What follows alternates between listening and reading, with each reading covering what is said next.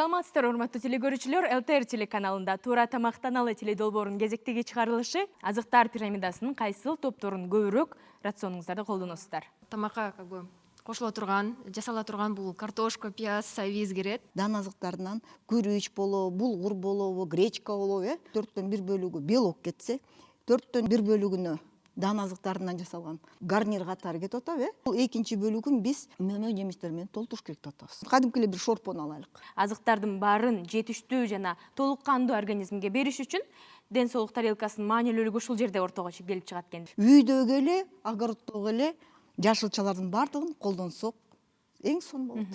Силер азыр бул жерде көрүп атасыңар.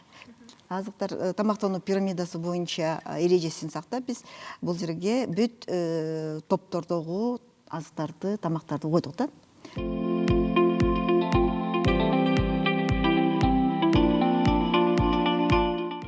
Күрүчтү дагы, гречканы да алыптыр, эң жакшы.